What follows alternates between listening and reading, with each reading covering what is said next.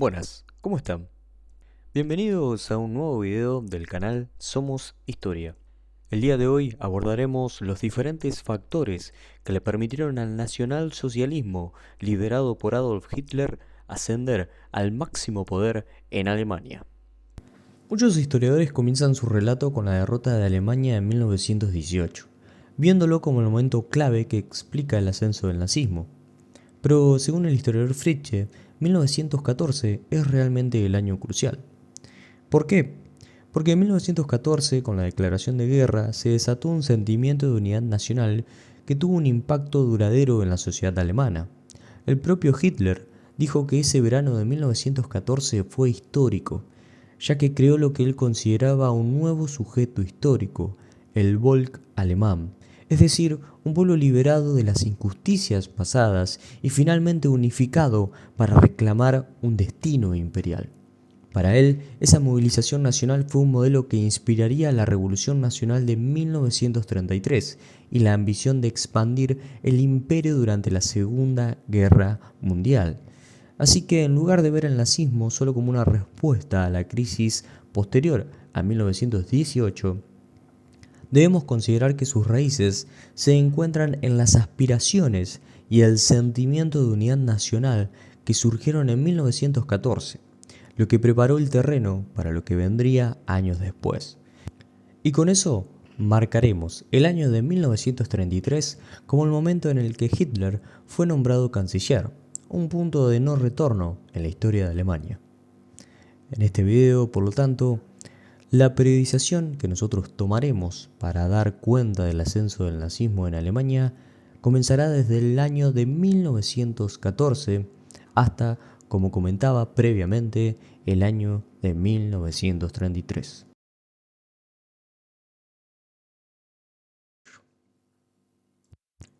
A principios del siglo XX, Alemania, bajo el poder de Guillermo II, el Kaiser del Segundo Imperio Alemán, o también conocido como el Segundo Reich, se encontraba en una posición de gran ambición. El objetivo de Guillermo II era continuar la tradición del primer imperio alemán y, de manera más general, establecer un nuevo imperio que reflejara las aspiraciones nacionales del propio pueblo de Alemania. Buscaba, a través de la unificación de los diversos estados alemanes en 1871, consolidar una nación poderosa que pudiera competir a nivel internacional con las demás potencias europeas.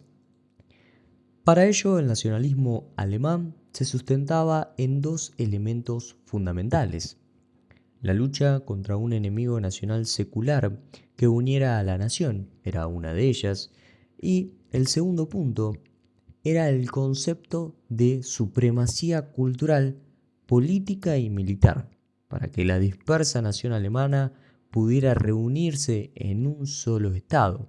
Estamos haciendo referencia a la Gran Alemania. Este marco del nacionalismo moderno, basado en la identidad común y la lucha por la unidad, fue fundamental para el desarrollo del Tercer Reich bajo el nazismo. Recordemos que Hitler tomaría elementos históricos y los adaptaría a su propio proyecto, utilizando símbolos, mitos, ritos y fiestas como medios para fortalecer su propio culto político y de esta manera lograr una participación activa del propio pueblo alemán en la construcción de una mística nacional. Así, el nacionalsocialismo encontraba aceptación porque se apoyó en una tradición nacionalista que ya provenía desde el siglo previo, con la que muchos alemanes se identificaban. Sin embargo, la Primera Guerra Mundial, que estalló en 1914, culminó con una dura derrota para Alemania en 1918. A ello hay que añadir las condiciones impuestas por el Tratado de Versalles, firmado por las potencias vencedoras, que van a reflejar varias preocupaciones geopolíticas. Estas potencias, estamos haciendo referencia a los Estados Unidos, a Gran Bretaña, a Francia principalmente, tenían como primer objetivo controlar a Alemania, que había estado a punto de vencer a la coalición aliada por sí sola. Además de ello, había otros puntos a destacar, como por ejemplo el reestructurar a Europa para debilitar no solamente a Alemania, sino también llenar los vacíos dejados por el colapso de el Imperio ruso, austrohúngaro y también el Imperio turco. También se va a tratar de evitar futuras guerras, entre comillas, claro está. Y la política nacional de los países vencedores va a jugar un papel importante en las decisiones que se van a tomar en dicho tratado. De esta manera, el propio Tratado de Versalles va a imponer condiciones extremadamente duras para Alemania, basadas en la idea de que el país era el principal responsable de la guerra. Estas condiciones incluían la reducción drástica del ejército alemán, se le prohibía tener una flota y a su vez una fuerza aérea que se considerase importante. Además de ello, la ocupación militar de parte del territorio alemán, la imposición de reparaciones de guerra y la pérdida de todas sus colonias de ultramar. Para muchos alemanes, estas medidas fueron vistas como injustas e inclusive humillantes, dejando una herida profunda en el país. Esta sensación de agravio y frustración va a alimentar un resentimiento que en el futuro va a ser aprovechado por el propio nazismo para de esta manera ganar apoyo y legitimar su ascenso al poder.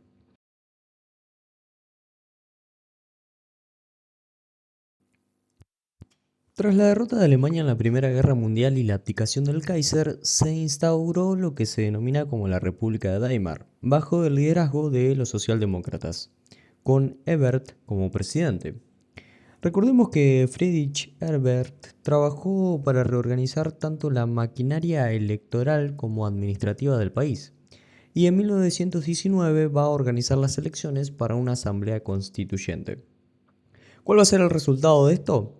Una victoria por parte de los demócratas y la aprobación de una nueva constitución que va a terminar reemplazando al Kaiser por el presidente del Reich, elegido por voto popular y con poderes de emergencia para gobernar por decreto. Sin embargo, este poder de emergencia fue utilizado de forma recurrente por Ebert hasta su muerte en 1925, lo que va a debilitar las perspectivas democráticas de la República. En las elecciones de 1925, tras la muerte de quien previamente mencionábamos, la derecha va a lograr el apoyo del mariscal Paul von Hindenburg, quien fue elegido presidente. De esta manera, aunque al principio este sujeto va a respetar a la Constitución, con el tiempo Hindenburg se volvió más impaciente ante las dificultades políticas y va a comenzar a contemplar la posibilidad de instaurar una dictadura conservadora para superar a su vez la década de 1930. La Constitución de Weimar también establecía un sistema legislativo, el denominado Reichstag, elegido por representación proporcional. Esto llevó a gobiernos de coalición inestables y frecuentemente débiles, ya que las diferencias políticas entre los partidos eran muy profundas. Además, dichos partidos en su mayoría provenían de las divisiones políticas del Imperio Alemán de Bismarck, lo que contribuyó a la inestabilidad del sistema político de la República.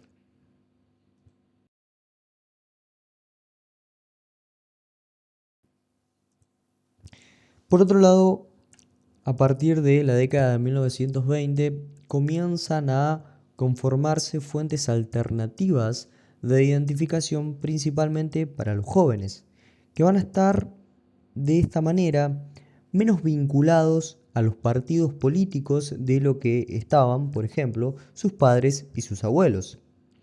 ¿Por qué decimos esto? Porque las masas comienzan a ser cada vez más comerciales, es decir, hay una mayor vinculación a la prensa del bulevar que se basaba en el escándalo y el sensacionalismo. También se encuentra la mayor popularidad que adquiere el cine, las novelas baratas, los salones de baile, entre algunos de los ejemplos que podemos destacar. De esta manera, el atractivo de lo político y de los partidos que se encontraban presentes hasta ese momento en Alemania comienzan a perder su popularidad entre la población. En otro orden de cosas, la capacidad del gobierno del Reich para actuar con firmeza y decisión estuvo siempre comprometida por otra norma que obligaba a mantener la estructura federal que había impuesto Bismarck al Reich en 1871. En este sentido, la fatídica carencia de legitimidad de que adolecía la República magnificó los fallos de la Constitución y los multiplicó. Había tres partidos políticos que se identificaban con el nuevo régimen: los socialdemócratas, el Partido Democrático Alemán Liberal y el Partido del Centro, y al mismo tiempo una fuerte oposición que provenía de los comunistas y de los nacionalistas. En ese marco, la propaganda y las posiciones políticas de los nacionalistas contribuyeron de forma notoria a la difusión de las ideas de la derecha radical entre el electorado en la década de 1920 y prepararon el camino para el nazismo. Por lo tanto, en simples palabras, el sistema político de Alemania parecía extremadamente frágil ya a mediados de la década de 1920.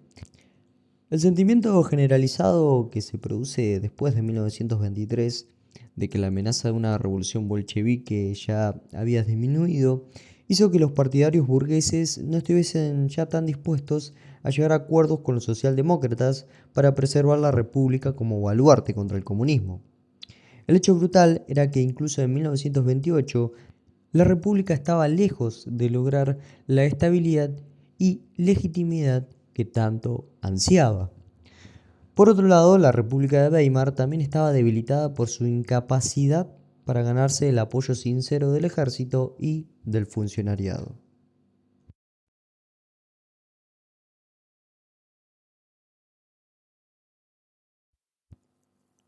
Durante el periodo de entreguerras, Alemania vivió una grave crisis económica, marcada por la inflación, la cual tuvo efectos profundos en su estructura social y económica.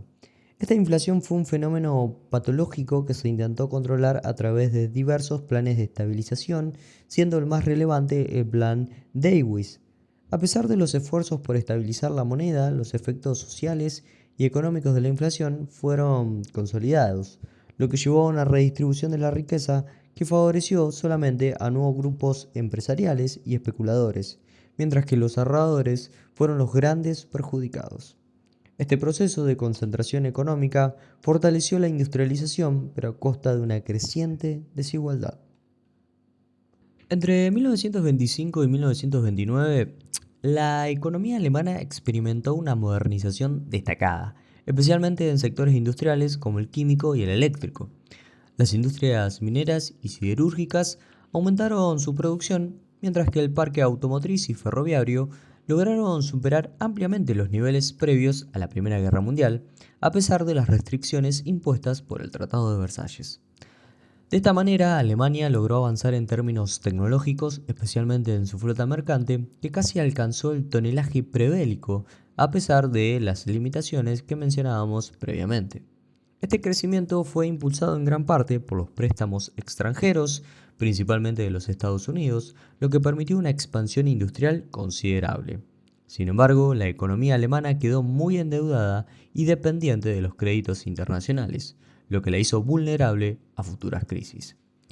Y justamente una de esas crisis no tardaría en llegar. Estamos hablando de la crisis de 1929, que afectó no solamente a todo el mundo, sino que también a Alemania, antes que a otros países. Y para 1929 ya había más de 2 millones de desempleados, junto con la ruina de agricultores, artesanos y pequeños empresarios.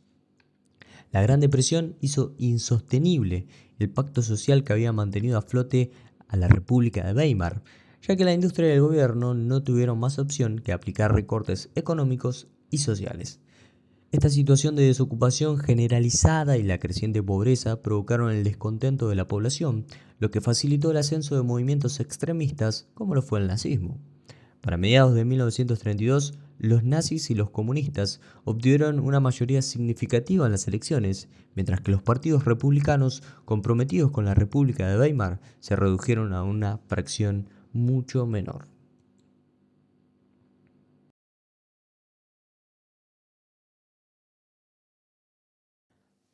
Previo a comentar el ascenso de Hitler a la Cancillería alemana, me parece interesante mencionar brevemente de que en 1923 Adolf Hitler intentó un golpe de estado fallido conocido como el Putsch de la cervecería Múnich, con el objetivo de derrocar al gobierno de la República de Weimar. Sin embargo, el intento fracasó y Hitler fue arrestado. Durante su tiempo en prisión, va a escribir Mi vida, un manifiesto que detallaba sus ideas sobre el nacionalismo alemán, el antisemitismo y su visión para el futuro del país. Aunque su golpe había fracasado, el tiempo en prisión le permitió ganar notoriedad y seguidores. Tras ser liberado en 1924, Hitler adoptó una estrategia mucho más política, buscando llegar al poder a través de métodos legales. En 1932, el partido nazi se convirtió en la segunda fuerza política más grande en Alemania, principalmente obteniendo popularidad en los sectores medios y bajos.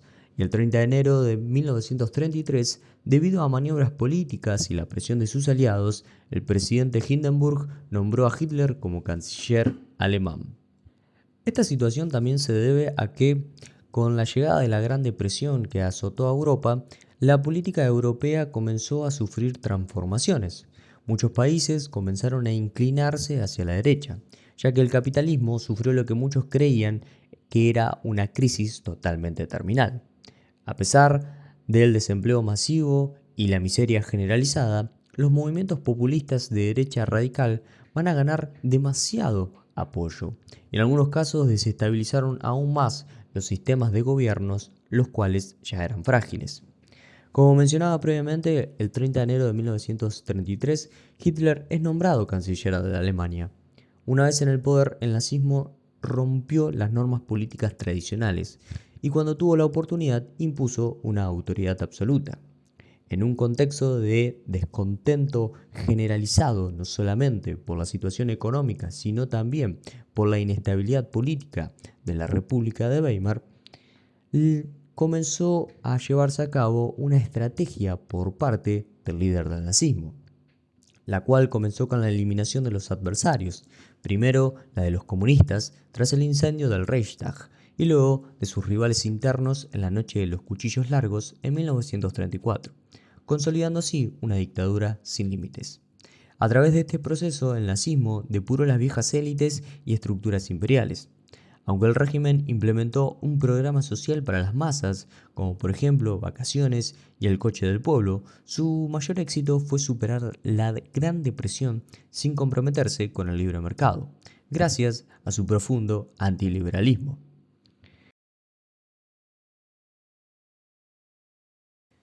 Recordemos que el nazismo no fue un régimen completamente nuevo, sino una revitalización del viejo sistema, en un contexto de creciente polarización social y política en Weimar.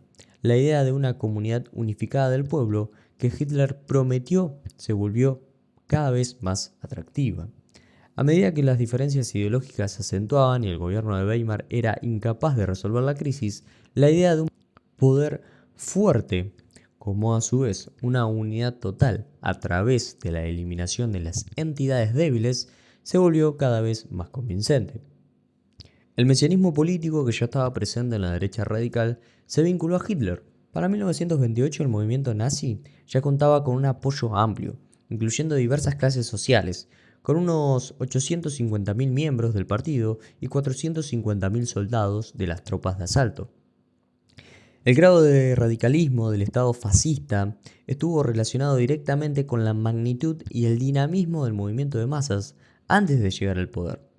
Kershaw, un historiador, introduce el concepto de cártel de poder, explicando que la alianza de 1933 entre las élites dominantes y los nazis pueden verse como un pacto entre bloques interdependientes con objetivos similares. Inicialmente, este cártel consistió en el movimiento nazi, los grandes negocios y el ejército, unidos por el ataque a la izquierda y la promesa de un programa de rearme.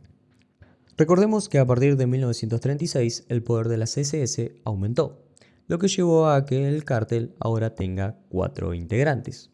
A su vez, progresivamente la autoridad de Hitler se convirtió en un componente independiente y dominante dentro de este cártel de poder, con las élites nacionales y el aparato estatal cediendo cada vez más autonomía al Führer. Este ascenso de Hitler, respaldado por el poder de las SS y la propaganda, proporcionó la fuerza motriz del régimen nazi. La imagen heroica de Hitler va a jugar un papel fundamental en la integración, movilización y legitimación del régimen. Hasta aquí el video del día de hoy. Les agradezco por haber llegado hasta el final y si les ha gustado que me otorguen su like y a su vez en la caja de comentarios escriban qué temáticas les gustaría que aborde en futuros videos. Nos vemos muy pronto y recuerden que todos somos historia.